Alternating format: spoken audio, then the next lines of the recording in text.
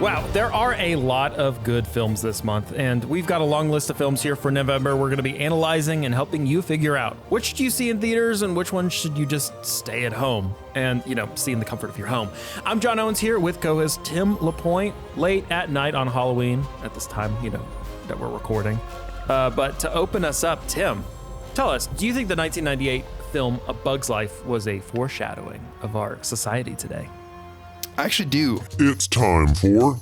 Man, that is so deep. There's a scene in Bug's Life that lives rent-free in my head. So Bug's Life was my favorite movie as a kid. And the scene is towards the beginning of the film when there's a leaf that falls and the ants have no idea what to do. And the leader goes, "Nobody panic, we are going around the leaf. We are going around the leaf." And I think there's a tendency in today's society that when an obstacle jumps in our way, we're like, oh crap, what do I do now? And we need somebody to tell us. Unfortunately, we need somebody to tell us nowadays to go around the leaf. We are slowly becoming ants that are getting thrown off one bit at a time. By leaves. By falling leaves. Interesting fact about this film. I did not realize this. Did you know Kevin Spacey was in this film? Was Hopper. Yeah, I did not realize. Yeah. I was looking, I was like, oh, because I didn't really recognize most of I kind of like, there's a couple of people I'm like, it's a phenomenal cast. Yeah. But Kevin Spacey stood out. David Hyde Pierce, who's my favorite character in Frasier, Bonnie Hunt. You've got young Hayden. That's true. What's her name? Man, it's good stuff. I mean, Julia Louis-Dreyfus, Phyllis Diller. Yeah. See, this is why we have Tim on the podcast, because Tim knows all the actors and actresses, and that is definitely his my strength. But yeah, Kevin Spacey, interesting in this one. Moving past that, coming up in this podcast, we're covering the films set to hit theaters this month, and here are the ones we're covering. What Happens Later, Divinity, Priscilla, The Marsh King's Daughter, The Holdovers, The Marvels, It's a Wonderful Life, except it's a wonderful knife, Journey to Bethlehem, Your Lucky Day, The Great Turkey Town Miracle, The Hunger Games, The Ballad of Songbirds and Snakes, Thanksgiving, Trolls Band Together, Next Goal Wins, Wish, and Napoleon. So with all of those lovely movies, I know it's a lot of movies this month, a lot more than October. Actually, a lot more that I'm excited for than when we were in October. But I guess let's jump straight in and go to What Happens Later. Hello, Wilhelmina. Hello, William. How have you been? Oh, for the last 20 years? 25, maybe. I've been 49 forever and ever and ever. Wow, lucky you. I feel like I've been in my 50s since. This is exactly why we broke up. So basically, my facility will power down to essential function only. Come on! Is that a thing? Oh, it's a thing. This one's interesting. Yeah, it's director Meg Ryan, which I had to look it up, but my wife knew immediately who this was. You had to look up Meg Ryan? Yeah, I did. When I did, I was like, oh, I felt really dumb when I had to look it up, and I'm like, oh, that's who that is. But the queen of rom-com. It's probably why. It's true. Synopsis for this. Two ex-lovers, Bill and Willa, get snowed in at a regional airport overnight, indefinitely delayed. Willa, a magical thinker, and Bill, a catastrophic one, find themselves just as attached to and annoyed by one another as they did decades earlier. So quirky. But as they unpack the riddle of their mutual past and compare their dreams to the dreams they once shared, they begin to wonder if their reunion is mere coincidence or something more enchanted.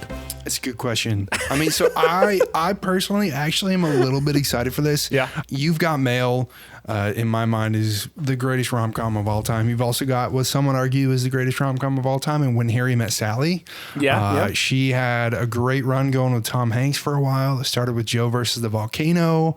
And it's interesting to me. I mean, she's been off the map for a long time. Yeah, I was going to say that maybe that's why I had to look her up, because I just haven't, when's the last time she had a film come out? It was... So she actually directed a film back in 2015. Ithaca? That I had not really heard of. Yeah, Ithaca.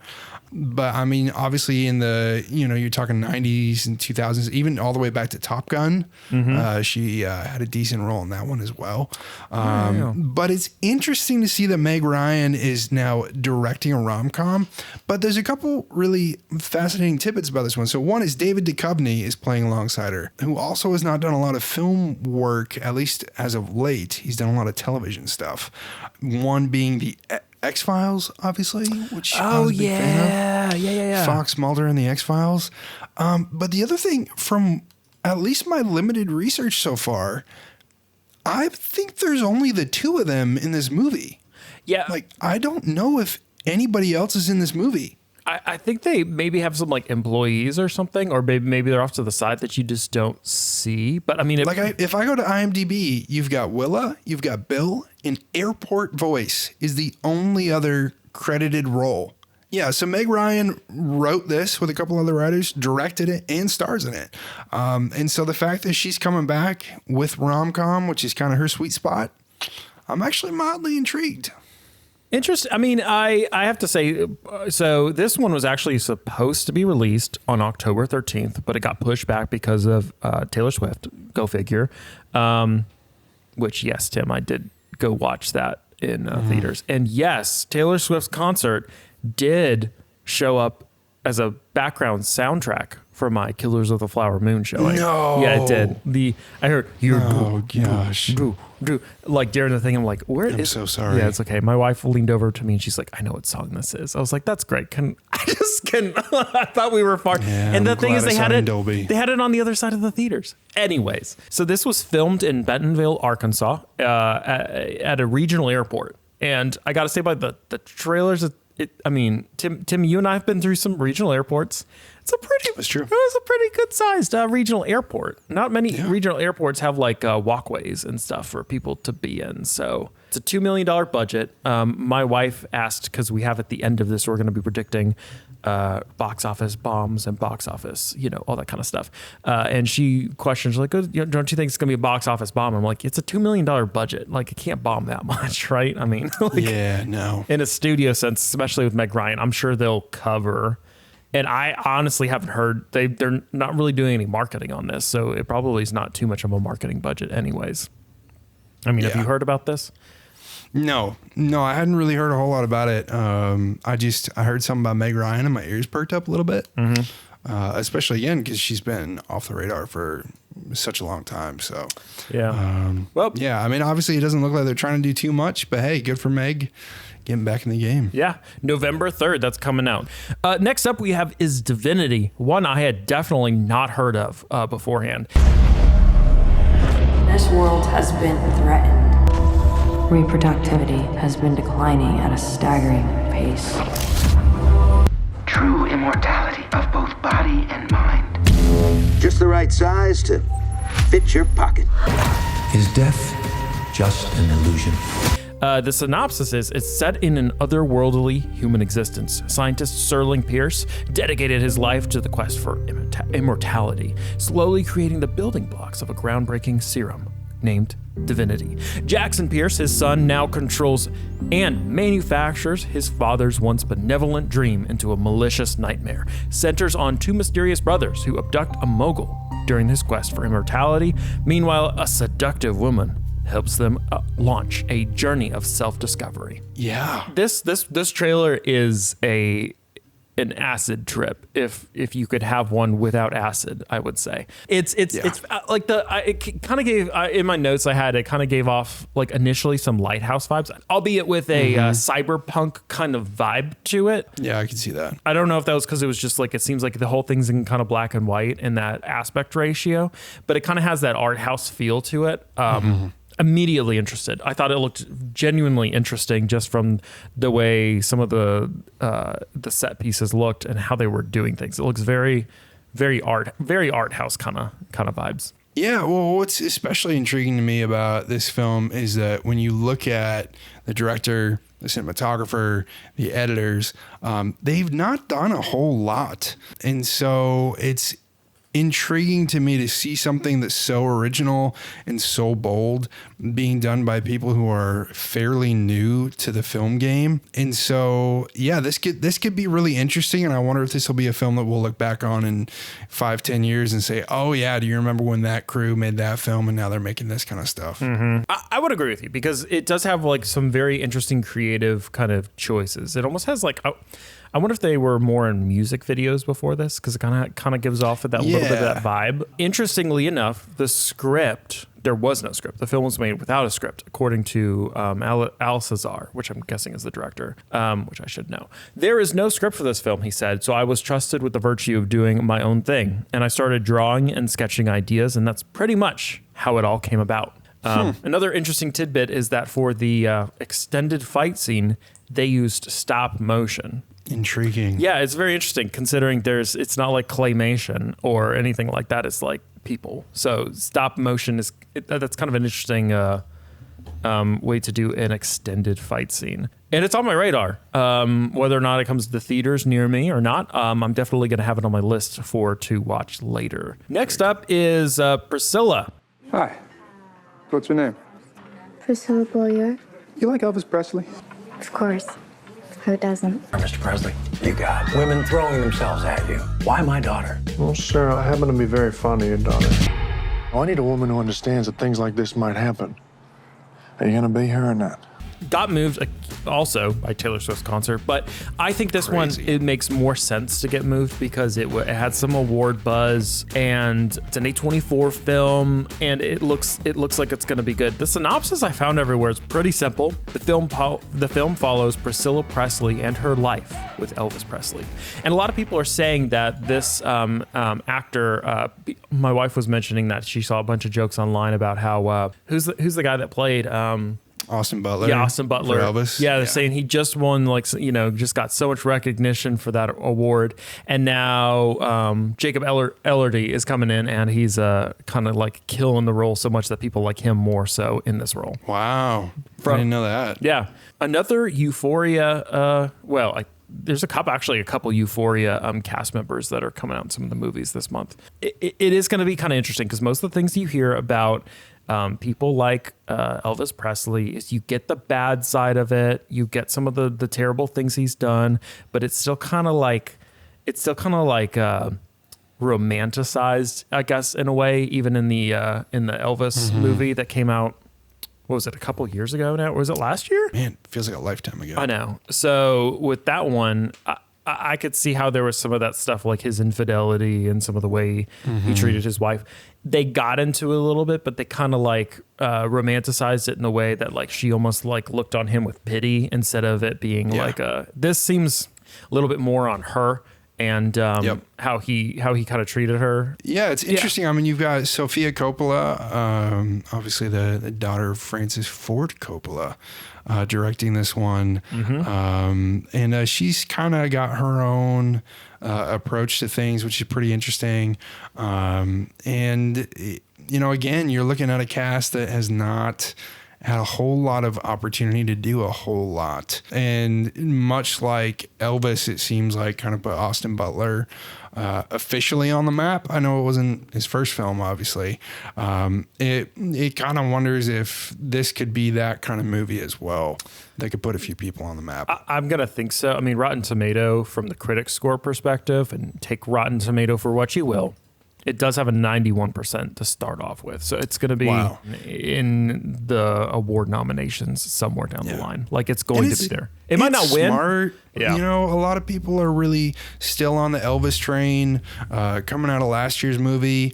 And so to come out with this one from the opposite side of things, playing more Priscilla's side, it's I don't know of a better word to say for it. It's just, I think it's a smart move to do that. And it's interesting to see A24 get behind this film too.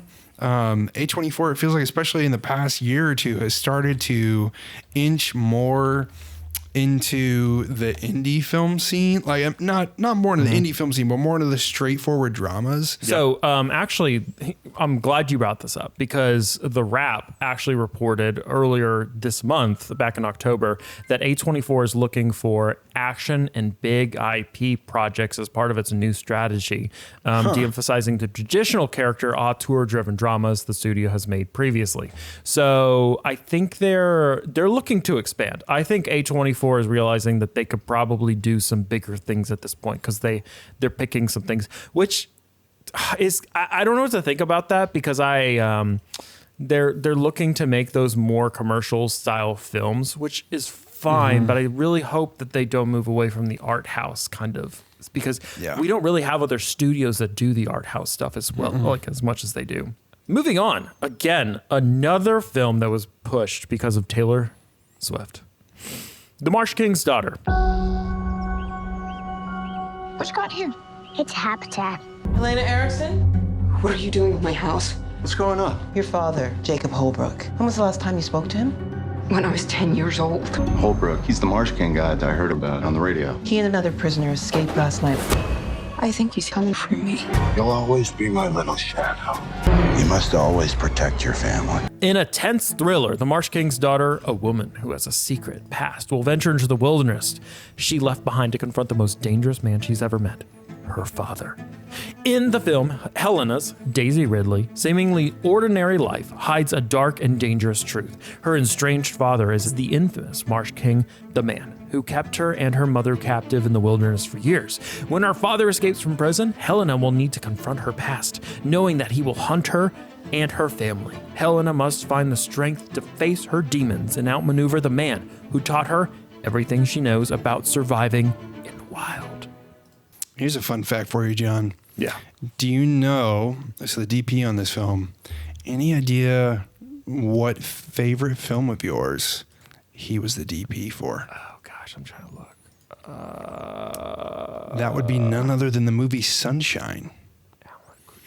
So Really? same DP as Sunshine, who also worked with this director on Divergent as well.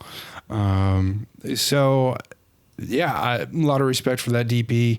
To be honest, I'm not going to try and pronounce his German-looking name, I assume.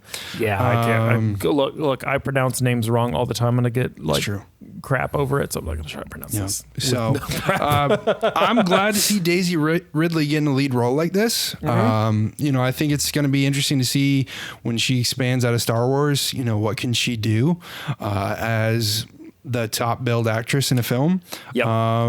Now, I like Ben Mendelsohn. It doesn't seem, it's not a star-studded cast. You go beyond those two, and there's not those big names that you may be looking for in a film. Yep.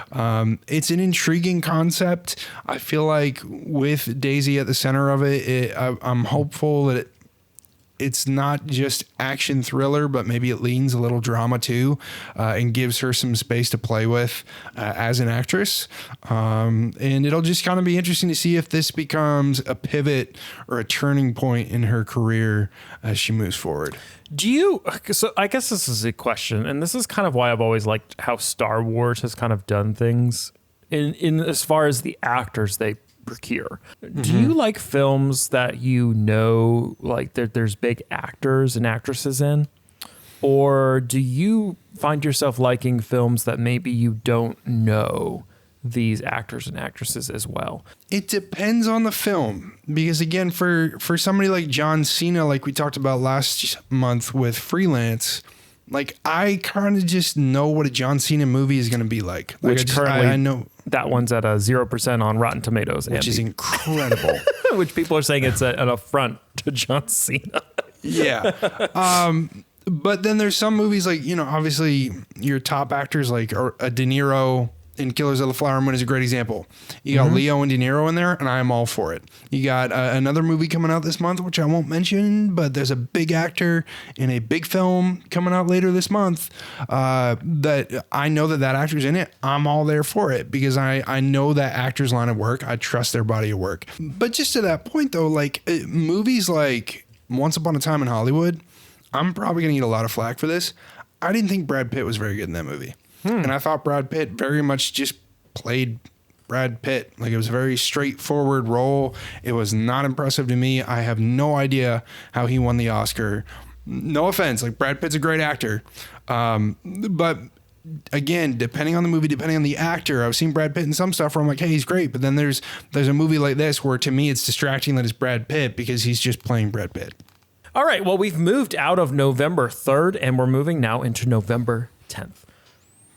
First film on our docket, The Holdovers. You just earned yourself a detention, sir. Being with you is already one big detention. Son of a... Gated place, and it seems to feel the same way about me. I gotta say, when I watched the trailer for this one, I immediately texted Tim and I'm like, I know which film you'll probably want to see out of beyond like maybe Napoleon that's coming up later, which one you'll want to go see the most out of this list. And it is the Holdovers, because I would say it has a very vintage vibe to it. Even the trailer. The trailer is like straight out of the 80s with how they did it. In the Holdovers, Paul Hunham. I don't know how to pronounce that. A universally disliked professor at a prep school. Yeah, because they can't pronounce his name. At a prep school called Barton Academy, with no family and nowhere to go around the holidays in 1970.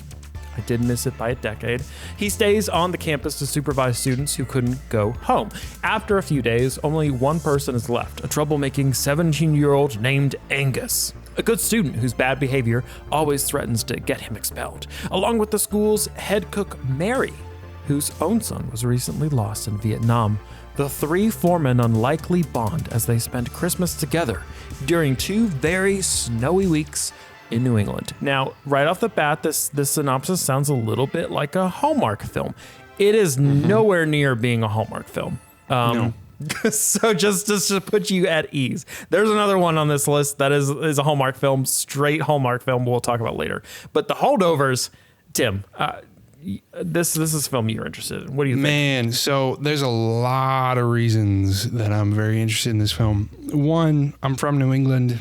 Put a movie in New England, sign me up. True. I'm all there for it. 2, Paul Giamatti. Anything Paul Giamatti. I think he's a phenomenal actor.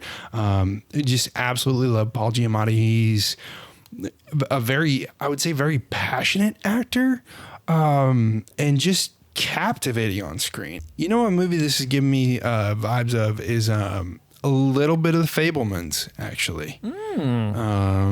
Interesting. Yeah. Do you kind of get some like Breakfast Club kind of vibes, like a little bit? Yep. Okay. That's kind of what I was thinking with this kind of film. It just feels like that 70s 80s kind of style of film, but with a little bit of a modern touch to it, I would say. Oh man, it was filmed in Massachusetts too. Yeah. Home sweet home. It was released for limited theatrical release in the United States on October 27th, and it will be wide released on November 10th, 2023, as we mentioned before. Now, another one that's likely to steal most of the spotlight for this release date, November 10th, The Marvels. Carol Danvers, prodigal child of the Milky Way. Nick Fury, my favorite one-eyed man of intrigue. You took everything from me, and now I'm returning the favor. What is happening to me? So we switch places whenever we use them. Strong theory. Oh my God, we're a team. Bringing back to an MCU, a Marvel film, and Marvel films have not fared well this year unless it was Guardians of the Galaxy. The synopsis for this one, which if you guys haven't seen the trailers at this point, good Lord. Carol Danvers, aka Captain Marvel, has reclaimed her identity from the tyrannical Kree and had taken revenge on the Supreme Intelligence. But an unintended consequences see Carol shouldering the burden of a destabilized universe when her duties send her to an anomalous wormhole linked to a Kree revolutionary. Her powers become entangled with that of Jersey City superfan Kamala Khan, aka Mrs. Marvel, or Miss Marvel, I'm sorry. And Carol's estranged niece, now Saber astronaut Captain Monica Rambeau. Together, this unlikely trio must team up and learn to work in concert to save the universe as the Marvels. Return to box office success or failure for the MCU here, Tim? Big failure. Big failure? Yeah. In what way? Big failure. What do you get kind of watching the thriller? And my gosh, this is like a juxtaposition between you and I, because I've watched most of the Marvel TV shows, including Miss Marvel, for this to understand like why I would maybe like this. I know you're not as in that world as I am. No, but here's the thing. Even though I'm not a big Marvel fan, like when the trailers come on, I'm like, okay, I guess I can see why people would get excited about that and get behind it. Like, this trailer came on when I was watching football the other day, and I thought, man, am I the only one that's just tired of this? Like, no. I don't think they're marketing this well. Honestly, there's nothing really intriguing about it. I love Brie Larson. I think she's a phenomenal actress. I thought the first Marvel movie that she was in wasn't even really that great. And so there's not really any attachment that I have to anybody who's in the film. There's not really any attachment that I have to any of the characters coming back. Like, I really feel like where Marvel has suffered, and the reason that Guardians didn't suffer as much, is that you've lost so much of your lovable characters and heroes that people are rallying behind. And so creating a movie that's centered around what I perceive to be one of your least loved heroes, I just don't anticipate that that's going to do too well in the box office. Yeah, and I think it's because the backlash on Brie Larson, which I don't know is necessarily like deserved. It's not really a reflection on her. She's a great actress, Yeah. I don't know. I see. I'm kind of interested in this one. I thought maybe this one might be the next step that they kind of needed, because like the Miss Marvel actually had a really good rating on Rotten Tomatoes. Like, it was actually very well made. The show that they have on Disney Plus, at least in my opinion. But you're right. Like, a lot of these are characters that are not really the ones that have done well. What was it? The first one that Brie Larson was in actually did pretty well when it came to the Was it Captain Marvel? Captain Marvel, yeah. It did really well when it came to the box office, but I don't know. Marvel, at this point, they've already talked about the fact that they're going to be doing like a soft reboot here at some point, and that they're already restructuring how they're doing content. And actually for Disney Plus, instead of just like constantly making like short-lived like shows on Marvel, they're actually going to start doing season 2s and 3s of things and like making it a little bit more serialized content like normal TV shows, which, go figure, they haven't been doing, and it hasn't been working very well, because I think you just jumping from now one character to the next and the next, and you kind of get tired of just like having to restart on shows all the time. Like, you like them, but it's like, I want to see more of this. And I just don't think they've been getting to that. Well, I think that's why, the new Spider-Man films have been so successful, is that yes, it's still a superhero film, but it's a very original and new take on the superhero films that we're used to seeing. And I do think that you're eventually going to reach a point. I know that studios have been claiming, like, we just want IP, we want to put out content that people are already familiar with. But especially when you look at movies this year that have come out, people are craving something new. They're craving originality. And even with films like the Barbie movie, that's still based on IP and based on a product, it's an original approach to a familiar thing. Which now, of course, they're making freaking like spin-offs off of that to going to like everything else Mattel. Yeah. And it's like, you guys don't like that. We don't want more of that. Like, Barbie was great as a standalone. We don't need a Barbie 2. We don't need all these other things. It was good because it was original. And also because he had a freaking great director in that who knew what she was doing and knew how to write the story well. And it's going to be interesting to see if studios can figure this out at some point. Anyways, we're going to get out of the superhero genre here. Thank God. Moving on to a great film. It's a Wonderful Knife. Angel Falls, I give you Christmas. So pretty. This is perfect. What did you eat?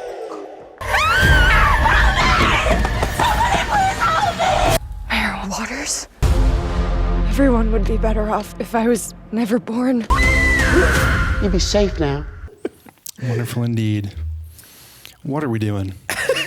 RLJ Entertainment has unveiled an official trailer for It's a Wonderful Knife, a year after saving her town from a psychotic killer on Christmas Eve. Winnie Carruthers. Life is less than wonderful, but when she wished she never had been born, she finds herself in a nightmare parallel universe and discovers that without her, things could have been much, much worse. Now the killer is back, and she must team up with the town misfit to identify the killer and get back to her own reality. I gotta say, Tim, there's nothing better than a holiday horror film. I love it. I get so tired of watching the 2,000 Hallmark movies that come out every year for Christmas that I love it when things don't go well for anyone involved in the film. I mean, so chaos and destruction. I'll admit, obviously, I'm not a huge horror film. I had a family member who persuaded me to go see Krampus when it came back a handful of years ago. And I actually very much enjoyed Krampus. So if this is anything like that, I might be down. funny enough, this director was also the writer of a movie that came out last month, Five Nights at Freddy's. Oh, but he's not directed a whole lot. Funny enough, so this will be interesting to see. Just how this goes. But he has worked on a number of Christmas movies. Funny enough, so I don't know if he loves Christmas, or maybe he hates Christmas, and that's why he's making all these holiday horror films. But interesting. I would not have guessed from watching this trailer that was the Five Nights at Freddy guy. It's definitely low budget. Now different director. Like this, the director of this film wrote Five Nights at Freddy's. Okay. But, now I can understand. Okay, that makes sense. But you can kind of get a sense of his voice. I like it. And Five Nights at Freddy's actually is like the box office hero of the month, honestly, of October. Like it is done really well at the box office. Go figure. Yeah, It's a Wonderful Knife. Interesting. I'm definitely probably going to watch it at some point. It looks hilarious. It also is a nice little spoof off of A Wonderful Life, which is an incredibly long movie. Easy. Speak carefully. Okay, I like it. I like It's a Wonderful Life. I do question sometimes the philosophy of It's a Wonderful Life, but I love holiday horror films. I have a soft spot in my heart for them. They're great. They provide us a nice soft spot. They provide us some nice realism in a time of Christmas bliss that oversaturated optimism. We're October 31st tomorrow, Tim. It's all going downhill tomorrow. Christmas starts November 1st until it ends whenever my wife decides to take the tree down in March. On to talking about Christmas. Journey to Bethlehem. Mary, you are to be the mother to a savior and king. Here we go. Yeah, Go see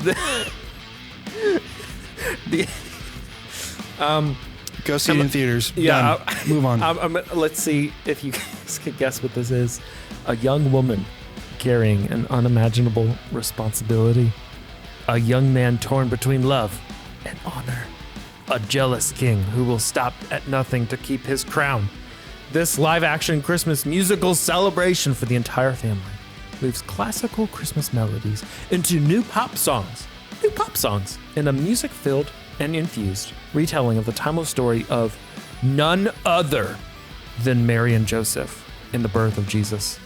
A unique entry into the collection of holiday classic movies, this epic Christmas musical is unlike any before it. I'll believe that last line. It's definitely unlike any before it. And when I saw this open up, I was like, and there's all of the white actors for this film. Yeah. And then randomly Tony Banderas appears out of the abyss. It's such a weird mix. The director of this film, as far as I know, has not directed anything before, but most of what his career has been around is musical soundtracks that he's worked on, for Glee and things like that. What? But then you've got Antonio Banderas. That makes sense. Okay. You've got Antonio Banderas, but then you've got Lecrae, Christian rapper Lecrae, and Joel Smallbone, who's in a very successful Christian band. And I'm not really sure. Wait, which one's in John? What? What's Small? He's in For King and Country. He's one of the brothers in For King and Country. Oh, okay. So I'm just not really sure what we're trying to do here. Who we're marketing to, because even if you're trying to get to a faith-based audience, but are you trying to reach a musical theater audience? My grandmother will 100% go to this if she found out about it. Yeah, I don't understand it. I really don't. Do you remember the camp movie, the Christian camp movie musical that they made? Yeah. This kind of seems similar to it. I wonder if there's similar entry points to this. Because that one seemed less. That one was cringy. And then even the DP hasn't really done. He's done a lot of work, but not necessarily a ton to recognize. Except the film he's most famous for is the 2004 Christian Bale film, The Machinist. What? So yeah, that's what it's just a really interesting mix here. Such a weird movie to end up on.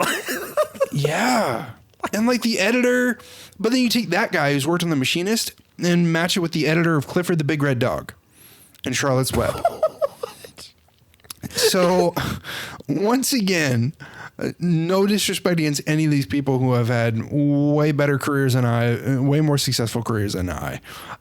But I will reiterate, I don't know what we're trying to do here. Do you think this maybe is done by that church out in Texas? Or I think it's out in Texas. The one that like takes and steals every IP under the sun and makes it into a Jesus story. Like when they took Iron Man and nailed him to a cross. Marvel's thing? Yeah, maybe. You think it's that?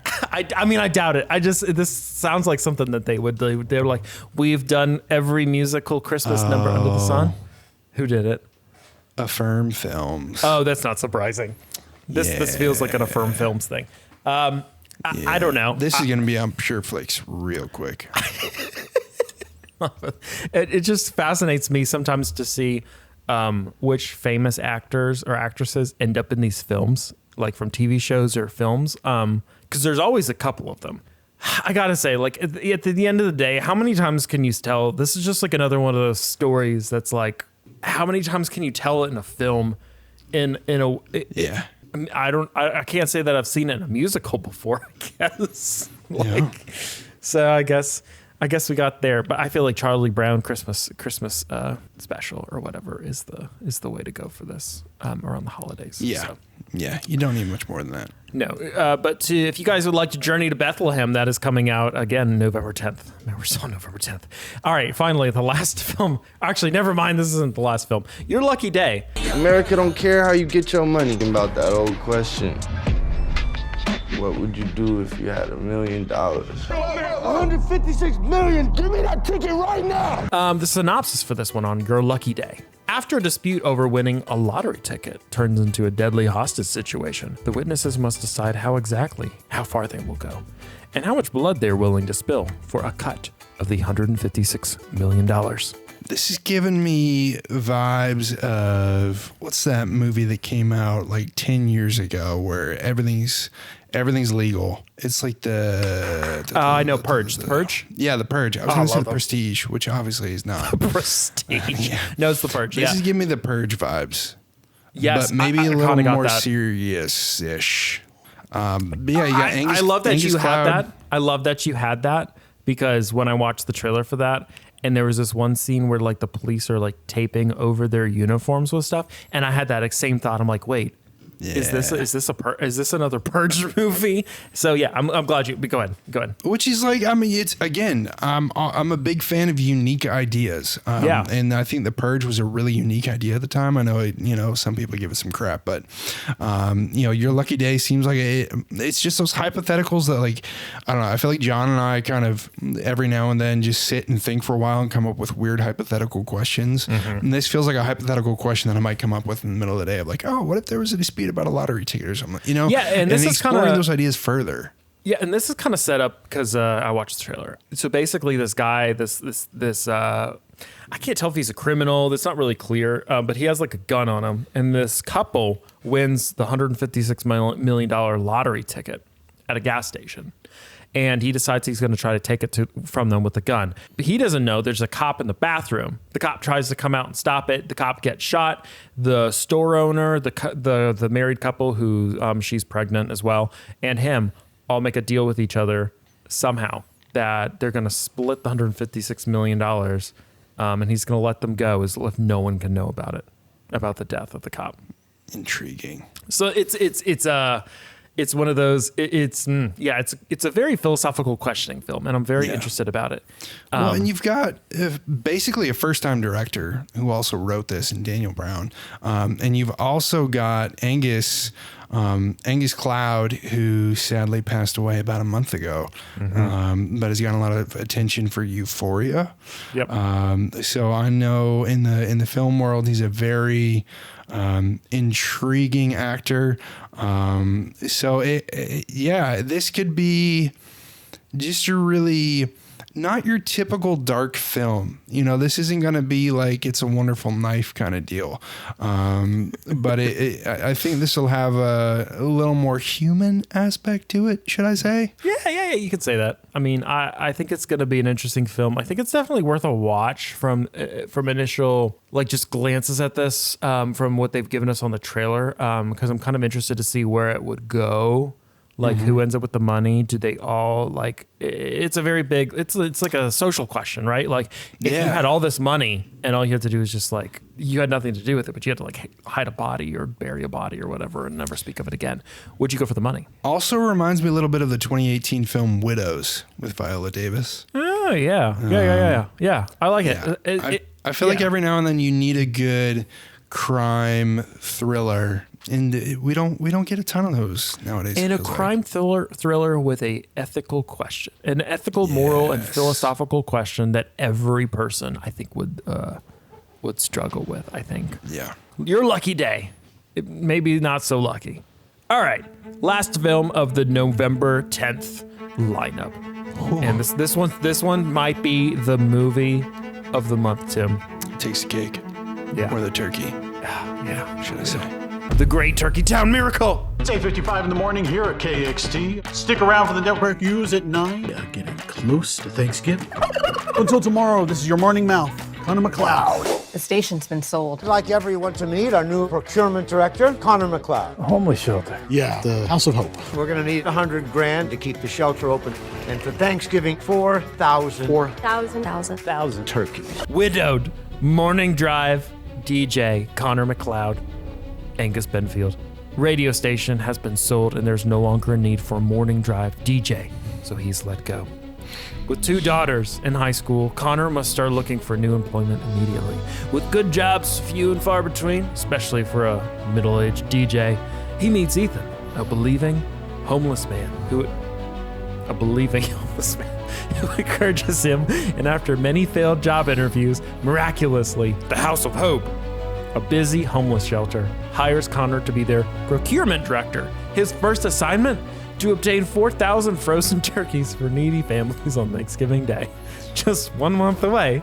One thing is certain, he will require a miracle to pull this off. I love how they don't necessarily describe in the synopsis of, I love this description, a believing homeless man. Oh my gosh. What does that even What does that mean? He believes. Oh my word. Okay. Hey, you know that the star of this film was in a movie that we were fond about last month. Who? The Post. Oh no. Is it? Yeah. Apparently. Oh my gosh. Of course it is. Of course it is. It's like the same. Yeah. You know, here's a lesson for you folks. They say, don't judge a book by its cover. I say 1000% judge a movie by its poster. You can definitely look at this poster and make a pretty healthy decision for yourself about what you want to do about it. Just watch the trailer. You can see a few scenes that you're like, and then I'm not, man, who... When you're writing a script for a movie and you say, you know what would be a great character? A morning drive DJ whose radio station has been sold. Okay, but do you know who would do that though, Tim? Do you know who would do that? And I have a theory. And I have a theory on why this is even in the movie theaters. You know, I think Hallmark has been getting a little loose with their security around their compound they got up there in Canada in the tax-free land of filmmaking, and somehow this film hobbled its little turkey legs out of the compound and ended up in theaters somehow. This just reeks of a Hallmark movie that should be on Hallmark and not anywhere near a movie theater. No, and so apparently, to further elaborate on what I said earlier, is that this movie is starring the same guy who was in The Post. It's also directed by the same guy. I wonder if I can find tickets. If there's tickets to this, I'm definitely going to go. Yeah. All right. We don't necessarily always make fun of movies this bad, but oh my gosh, I don't have much more to say about this. No. All right, we're going to go ahead and move on to November 17th, mercifully. We got, going from the Great Turkey Town Miracle, we got The Hunger Games, The Ballad of Songbirds and Snakes. After everything you've seen out there in the world, what are the Hunger Games for? Smile. It's why we have teeth. Welcome to the capital. Let's see you use that famous snow charm. Let me ask you one final time. What are the Hunger Games for? Years before he would become the tyrannical president of Panem, 18-year-old Snow, I'm not going to read his first name, is the last hope for his fading lineage, a once proud family that has fallen from grace in a post-war capital. With the 10th annual Hunger Games fast approaching, the young Snow is alarmed when he's assigned to mentor Lucy Gray Baird, the girl tribute from impoverished District 12. But after Lucy Gray commands all of Panem's attention by defiantly singing during the reaping ceremony, Snow thinks he might be able to turn the odds in their favor, uniting their instincts for showmanship and newfound political savvy. Snow and Lucy's race against time to survive will ultimately reveal who is a songbird and who is a snake. Tim, what do you think about the Hunger Games? I hate them. Just completely, or do you hate that you got? Do you hate that you got Jennifer Lawrence out of this?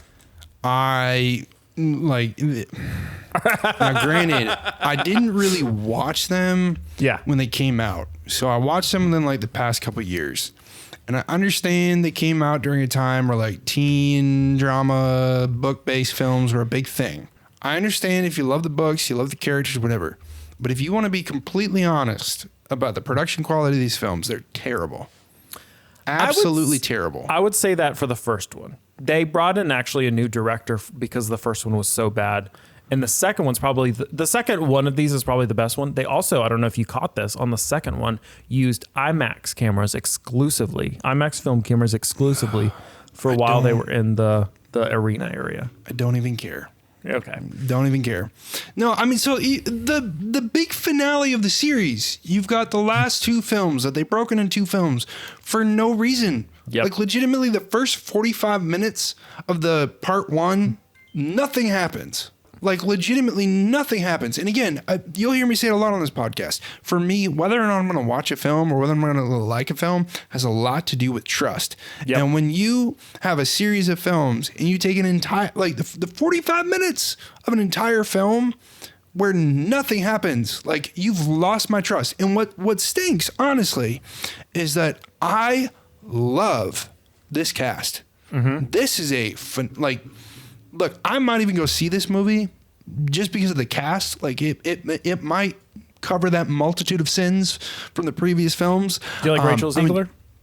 I love Rachel Zegler. She was phenomenal in West Side Story. Viola Davis, big fan of. Peter Dinklage, huge fan of Peter Dinklage. Like there's a great cast in this film, but my goodness, here's the honest truth.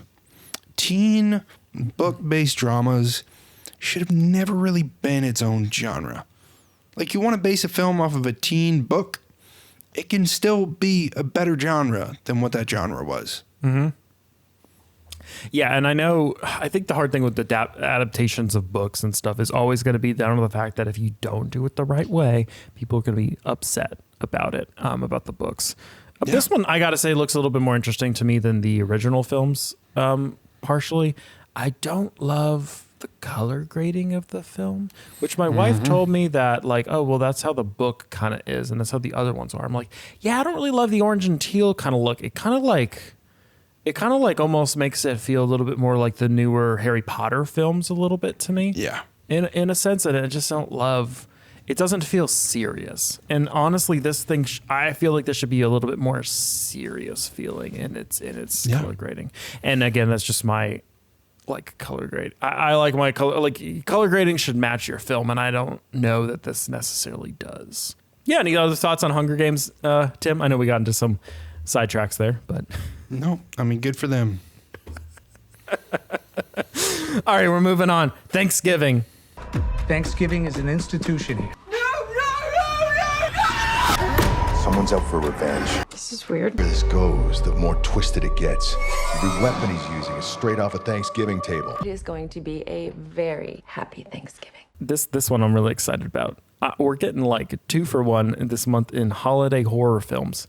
After a Black Friday riot ends in tragedy, a mysterious Thanksgiving-inspired killer terrorizes Plymouth, Massachusetts. Tim, Plymouth, Massachusetts. It's true. Massachusetts, the birthplace of the holiday. Picking off residents one by one, what begins as random revenge killings are soon revealed to be part of a larger, sinister holiday plan. Will the town uncover the killer and survive the holidays, or become guests at his twisted holiday dinner table? I gotta say, so for this one, it's the same lead actor. Why did I put As this? Journey to Bethlehem. I think so. Joseph from Journey to Bethlehem is in this movie. So he's got two potential big box office movies that are coming out. Was I right? Was I right? Did I write that correctly? No, I wrote that. You wrote that. Oh, I was gonna say I don't remember writing that in our notes. Wow. Same actor. How do you go from Journey to Bethlehem the musical to Thanksgiving? It's easy. It's called Your Job and a Paycheck. I guess so. But this is like just the direct opposite of that. I have to say, I can't remember the last time I was shocked watching a trailer by the horror of it. Have you seen the trailer for this, Tim? Yeah. And it's actually kind of fascinating to me that it seems like a lot of what happens in this film surrounds dishes served at the Thanksgiving table. Like, that's kind of fun and creative. Man, some of these casts this month are really interesting. You've got Patrick Dempsey. Yep. Who's best known for Grey's Anatomy. Yep. Although some may argue that he's best known for Enchanted. And then you got Rick Hoffman, who's been in a ton of television stuff throughout the years. Suits. And he's played a bunch of like one-off kind of roles too. Like he's been in an episode of this, episode of that, episode of this, episode of that. Like, so he's not done a whole lot of movies. And then again, like we said, the guy from Journey to Bethlehem is in this. And then you got Gina Gershon, who's not really done a whole lot recently, at least, like of note. Just fascinating cast for this one. Fascinating story. They really play into the Thanksgiving theme, and I appreciate that. There's a line, cob, like ear, Oh my gosh! Oh, the ear one. Where oh my god! Yeah, ears of corn. There's this part in the trailer where this girl is like cleaning her ears with a Q-tip. With a Q-tip, which you should never do in the first place. Pilgrim. And then, like, you think that something's going to happen with that because, like, the horror movies always make you think that the most innocuous things are going to be bad. And then she takes out her ear, like, oh, God, it's good. And then someone legit just stabs her in her ears with 2 corn on the cob skewers, like, real quick, and she can't hear anything. Oh, my gosh. Then there's other things where people are in an oven. People are, the worst one is where someone pours water on a woman and then sticks her to the frozen door of a freezer door. By the way, she's is stuck kind of there. Genius writing. Oh, it is. And then gets killed with an axe. Supposedly, it's off screen. But man, that one. I was like, okay, this film's not playing around with it. I haven't. Yeah, it's. No, but also, more to say about it. If I'm going to be a little critical, why do we have to make such a beautiful meal, like the Thanksgiving meal, something evil? Like, can't we just enjoy nice things? Is that too much to ask for? I don't know, Tim. Like, I just want to be able to sit at my Thanksgiving table this November and eat my turkey, my stuffing, my cranberry, my corn, without, like, thinking there's going to be a pilgrim lurking behind my shoulder, going to stab some skewers in my ears or something. Like let's just leave well enough alone, please. Like, you want to mess... It's bad enough they're already messing with Christmas. Like, Thanksgiving too, y'all, it's too much. I'm going to let you know, Tim, I will definitely be going to see this film. I also might go see this one, too. You going to go see it? I might. Okay, you have to say some of the this will be, I would more, let's say, a body horror kind of film. In a sense, like some of the creative like kills. It's like, oh my gosh. Ugh. You will not see me near any walk-in freezers anytime soon. I know. After that, I was like, nope, no, thank you. No, thank you. Oh, blech. And both of us know what that's like being in the cold. As I grew up in New York and you grew up in Maine. Yeah, you don't play around. You don't play around with the metal and the cold. All right, moving on. Now we got a much more lighter, happier Trolls band together.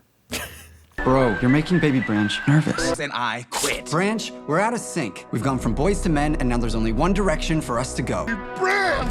I'm John Dory, Branch's brother. Puka shell necklaces, denim tuxedo? Did you have frosted tips? Ah! Look at you, you were so cute, I love it. After 2 films of there's only been 2 films. There's only been 2? How? Of true friendship and relentless flirting. Gosh. Okay. Poppy and Branch are now officially, finally, a couple. #Broppy. Spoiler alert. Poppy discovers that Branch has a secret past. He was once part of her favorite boy band phenomenon, Brozone, with his 4 brothers. It's like a Joe Jonas situation. Yeah, apparently. Brozone disbanded when Branch was still a baby, as did the family, and Branch hasn't seen his brother since. But when Branch's bro Floyd is kidnapped for his musical talents by a pair of nefarious pop star villains, Velvet, Amy Schumer, and Veneer, Andrew Rannell's Book of Mormon, Branch and Poppy embark on a harrowing and emotional journey to reunite the brothers and rescue Floyd from a fate even worse than pop culture obscurity. Literally in my notes before I even read this was, does it always feel like a new one of these movies is coming out to you? Yeah, I've not seen any of these. I mean, my kids have, and my kids love the soundtrack to these. And that makes from sense. what little I know of these, it seems like that soundtracks are kind of what keep these movies afloat. I mean, all respect to Justin Timberlake. Like some of the songs on these soundtracks, I'm like, that's a bop.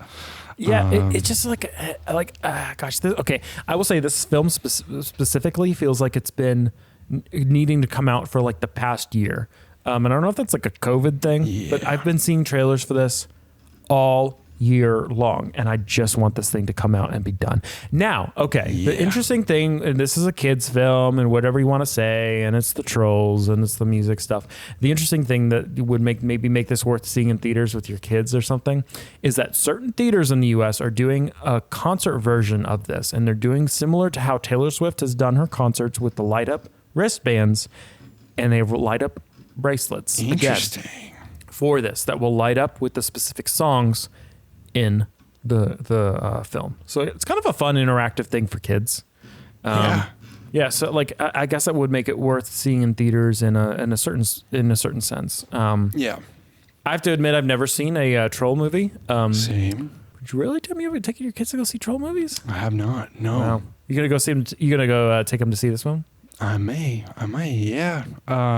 It's like kids' movies are kind of fun to be able to take your kids to go see a theater, for them to just kind of get that big scale experience. You know, I took one of my kids, was it last month, to see Paw Patrol?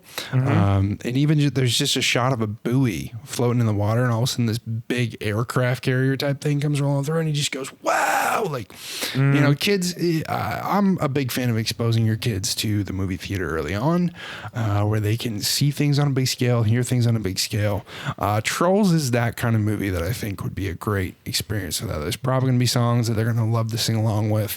You know, if you don't have kids, maybe it's not your cup of tea, but it's also not made for you. So yeah, I don't have kids. I have a dog though. He might have liked Paw Patrol. Yeah, it's true. Take Marshall out to go see Kid Cudi and Eric Andre. I bet he'd like it. All right, that's about all the Trolls band together. Have fun seeing that, Tim. All right, next up, last of our November 17th week before Thanksgiving films. Next Goal Wins. Soccer, as you like to call it, is like life. Next season, I think we have a real shot. I'm sorry, Thomas, did nobody tell you?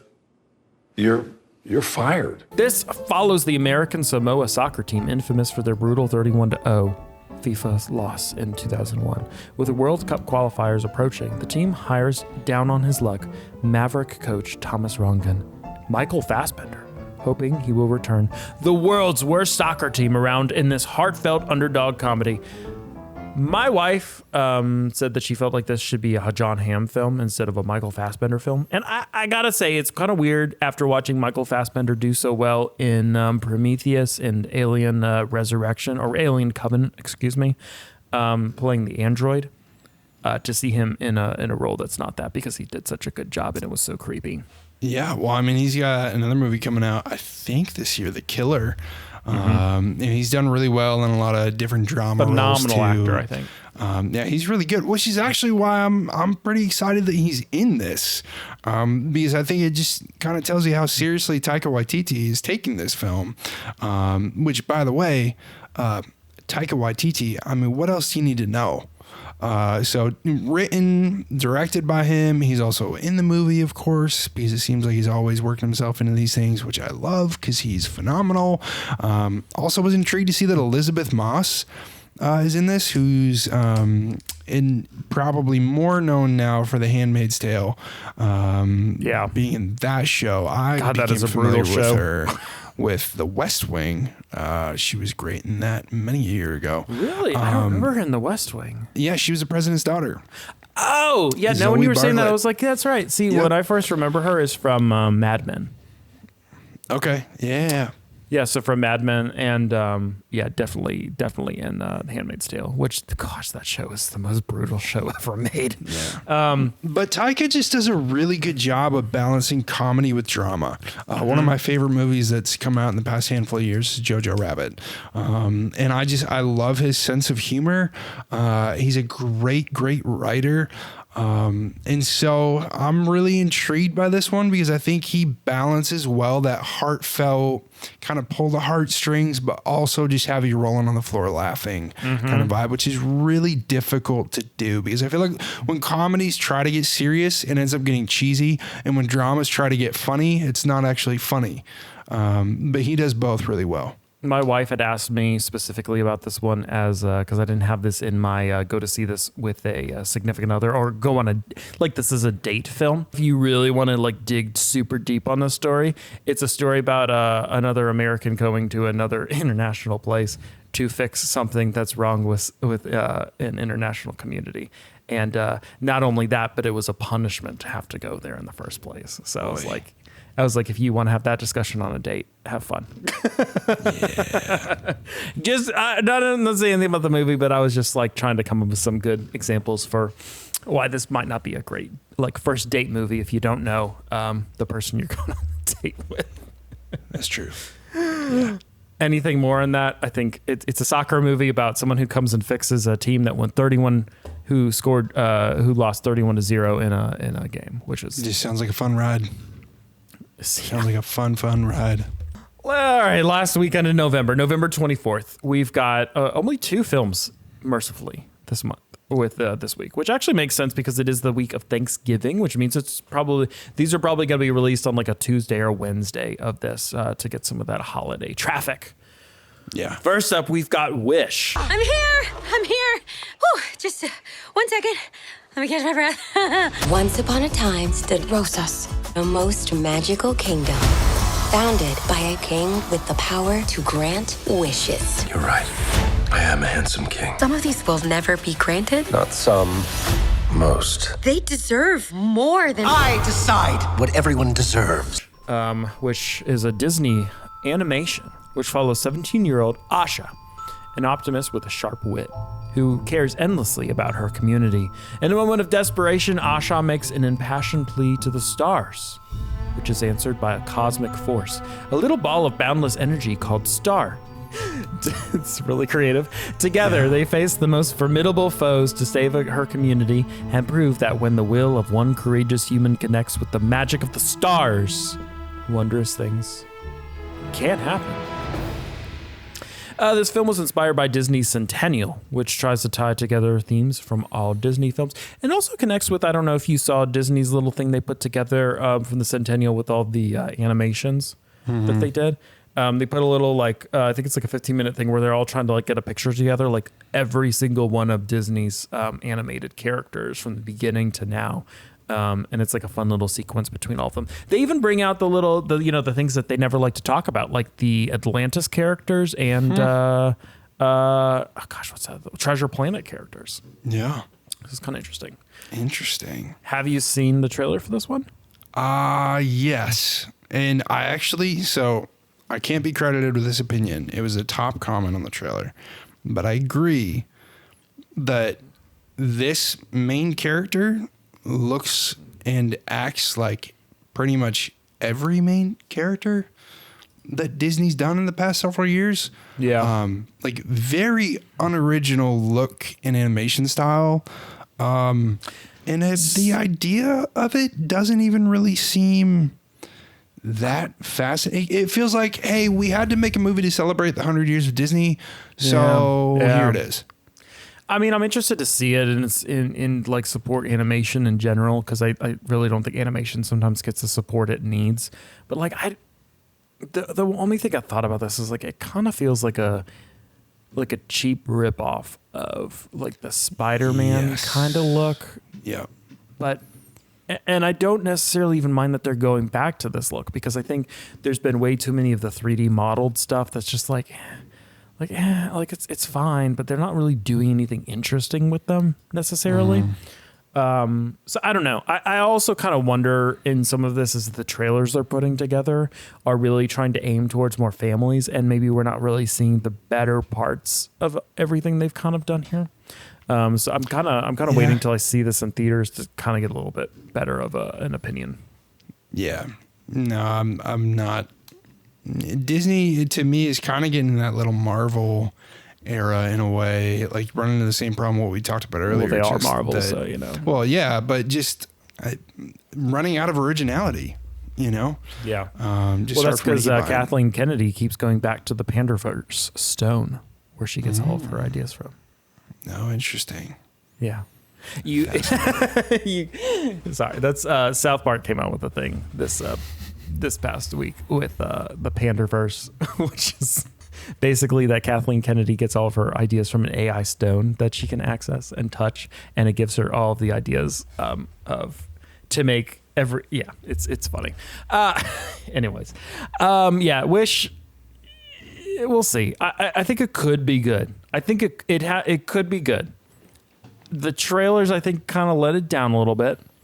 I think they're releasing it on November 24th because they're looking to get some, kind of like what Elemental did, where it kind of like rebounded through a long theatrical release and gained some more of its money as people kind of went to the theaters to see it over the holidays. I think they're going to do that here with this. You're going to get the Thanksgiving holiday, and it's going to run all the way through theaters through Christmas. Yeah. They're definitely looking for that holiday money of, releasing a movie on Thanksgiving. There's not going to be a ton of other stuff that's still going to be in theaters. It's going to compete. I mean, Trolls might compete. Yeah. Which honestly, with the release of Trolls, I don't know how good that's going to look for Wish. I don't know. I guess we'll see. It'll be interesting to kind of see how that does. Next up and last on our list, and I'm so happy to have a great film to wrap up this week with. Finally. Because we've had some duds, let's just say, the past couple of months to wrap up, I would say, the ends of these episodes. Yeah. Napoleon. General, we are discovered. Good. I'm not built like other men. Will not lead a second in command. I found the crown of France in the gutter and placed it atop my own head.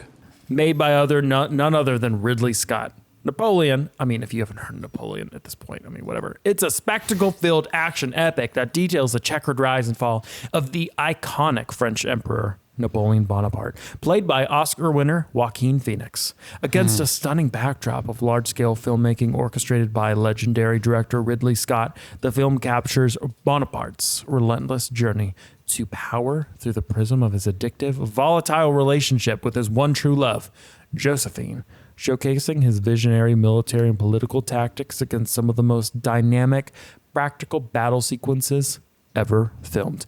And I gotta say, those battle sequences, they are talking about some of the behind the scenes stuff. We're gonna be doing some content on the production of Napoleon on the Frame Voyager YouTube channel, going into how they made this. They used 11 cameras at once during some of the battle scenes to speed up how long it would take to film them. Wow.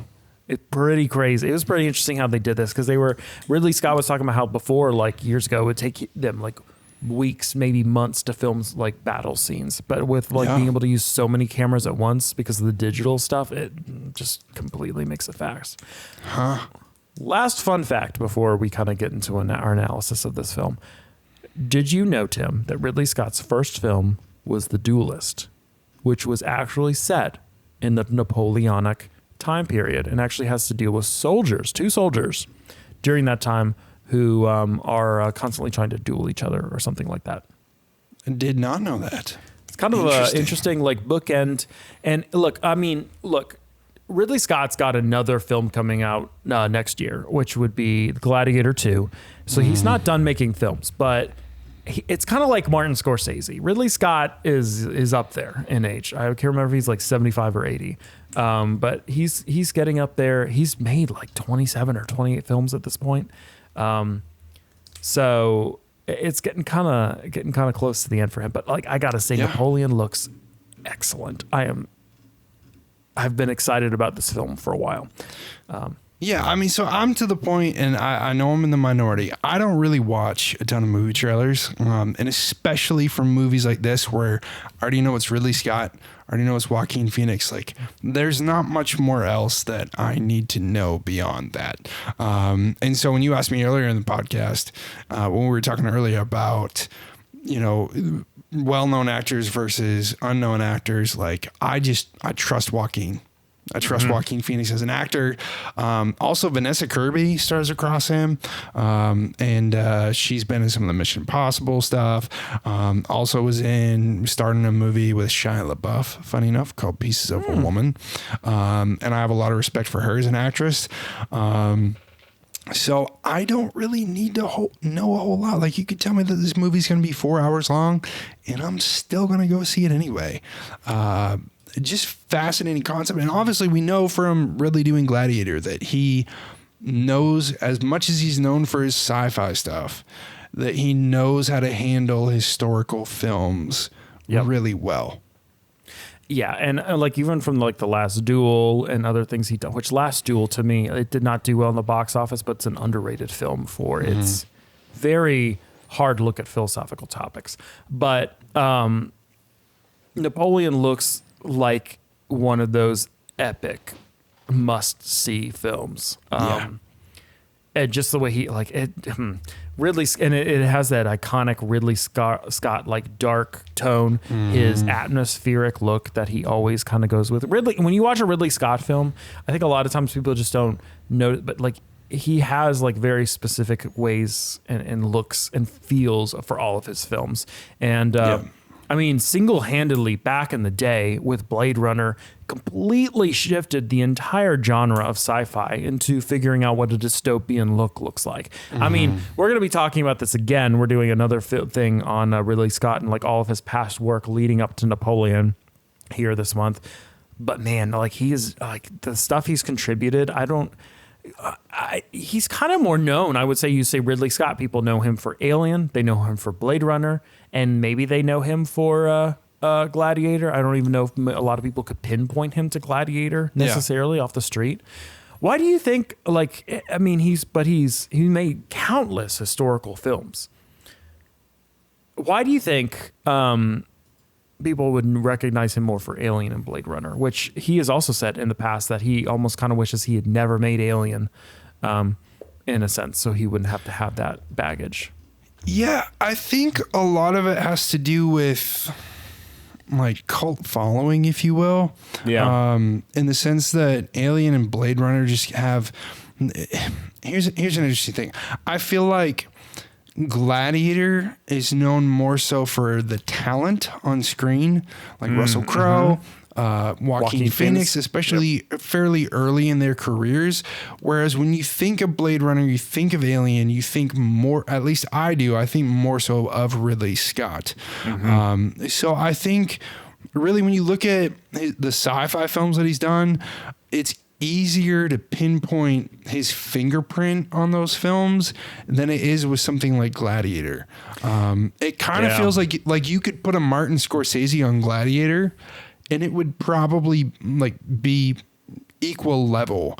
Whereas if you put Scorsese on Alien, Blade Runner, and the understanding of those other worlds, I don't really think you'd get the same kind of results. That's a fair point. And honestly, you could say like the amount he changed the genres when it comes to Alien and Blade Runner. They were iconic films that really did change the course for sci-fi films over the decades. Even now, like the influences that they've had. I think that's interesting. I think Napoleon's going to be a great film. Oh, so excited to see that. And it's great. It's during the holidays, right before Thanksgiving. Like you'll be relaxed, like nothing's going on. It's going to be great. Yeah. No, I'm very excited. Now it's time for our so-called experts to make their picks. Should you stay at home, see it with a date, die happy never seeing it? And for the final selections, which movies would you go see in theaters? All right, Tim. Box office pick of the month. You know, as much as I'm not wild about this film, I feel like the audience is there to make Hunger Games a big box office performance this month. I think a lot of people loved it, still love it. Whether you read the books or not, I just think there's going to be a lot of people that are going to go out and are curious about this coming back so many years later. Yeah, I kind of agree. I actually have Napoleon versus Hunger Games in this category, mostly because, and if I was a betting man, I would go with Hunger Games. But I think Napoleon has an outside chance of maybe doing something, maybe doing like a little bit of an Oppenheimer because it has a little bit more action. But historically, like biopic films or the historical kind of in nature don't perform that high in the box office. We would say, like looking at Killers of the Flower Moon, which is a box office bomb, 230 million, like not anywhere close to its $200 million box office projection. Of how much it costs to make. But in fairness to Scorsese, he's never made a film that's passed $230 million at the box office. So honestly, like what Oppenheimer did, hitting almost $1 billion in the box office was crazy, which is why like I could give Napoleon a maybe, because I think it has a little bit more action. It's a little bit more marketable and it's a little bit more interesting looking than Killers of the Flower Moon. I think it'll do well. Sure. I just think Hunger Games is going to be more sustainable. And that's what I would say. It has bigger IP to it and has probably like it already has that following. It's going to get a set amount of money anyways at the beginning. It's going to get more repeat watches. Yeah. All right, box office bomb. Which one's going to just bomb out of the sky, Tim? The Marvels. Oof, I just don't see it. I don't see it carrying. There's just not enough attachment to it. I think there's some Marvel fatigue. I just don't see it doing well. I agree. Marvels was in my selection as well, but I also had a split here between Napoleon being a box office pick of the month and a box office bomb, because I also think that Napoleon could also bomb depending on some factors. I don't think it will, but it is a potential. All right, see it at home. Which films should audiences see at home? You only got a couple dollars to spend. You know, you got like only so much to spend on theaters. You can only see so many movies a month. Which ones should you just wait for, Tim? Yeah, I don't think Wish, out of the kids' movies coming out this month, I don't think that's really worth taking the kids and paying for the popcorn and all that stuff. So I would put that one on See It at Home. What Happens Later, you know, as intrigued as I am about that film, I think that's a great stay at home, date night with the wife, you know, sit on the couch kind of movie. And while I plan on seeing this movie in theaters, I could see where a lot of people would want to wait till it comes out to streaming, would be The Holdovers. Interesting. So I want to see this one in theaters. I would encourage people to see it in theaters. But if I had to put it in a category, and you were limited with what you could choose to see in the theaters, I would say this is one that you could wait to see at home. Fair. And I agree with you on What Happens Later, the Wish. And it's actually a split for Wish, and I'll explain that later. And It's a Wonderful Knife. But I've also added in here Next Goal Wins and The Marsh's King's Daughter. For me, Next Goal Wins, I just don't see that as a film I need to go see in theaters. It seems like one I'll watch over the holidays at home. And The Marsh King's Daughter while I'm very interested in seeing that, don't know that that's like a one you need to see in theaters. I think you could watch that at home and be fine. That's fair. I could be wrong. It could be a little more cinematic than I'm thinking, but from what I'm getting from it, it looks like a great story. But I just don't. It's a hard month, to be honest. There's a lot of big movies to go see in theaters, in my opinion. So that's kind of what I have for see it at home. All right, we're moving on to the category of take your significant other to go see this. Tim, I would go with Priscilla. I think Priscilla's going to be a good love story, maybe even heartbreak story. Just chill kind of vibe.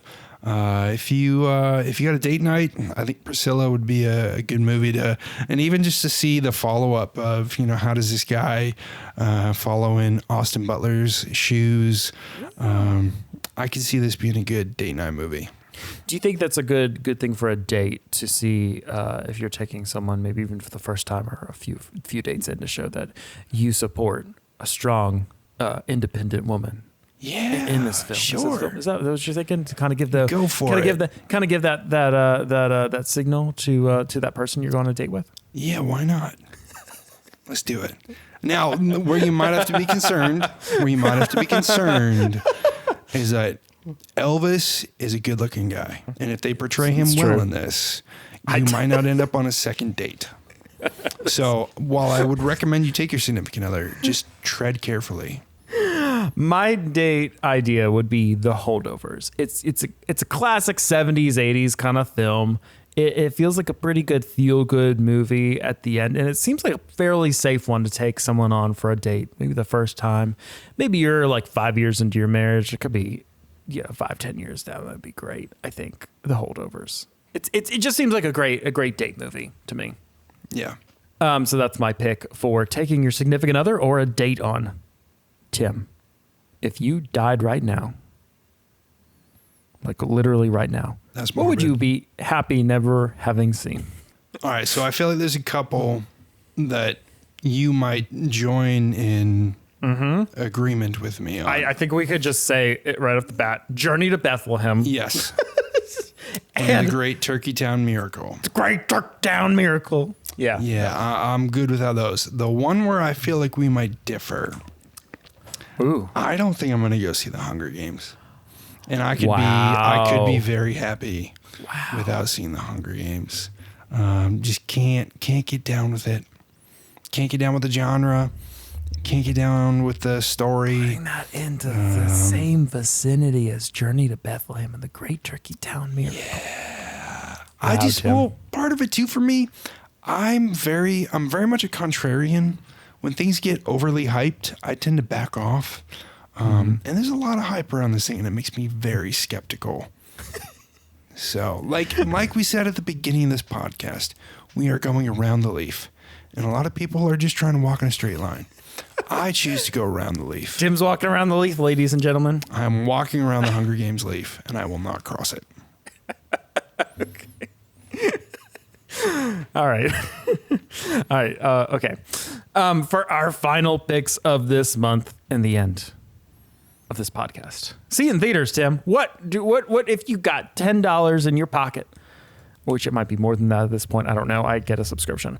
What are you going to see in theaters this month? Oh, man, Napoleon off the bat, for sure. Ridley Scott is just great at epics. He's really good at epics. If there's one film you can see this month, go see Napoleon.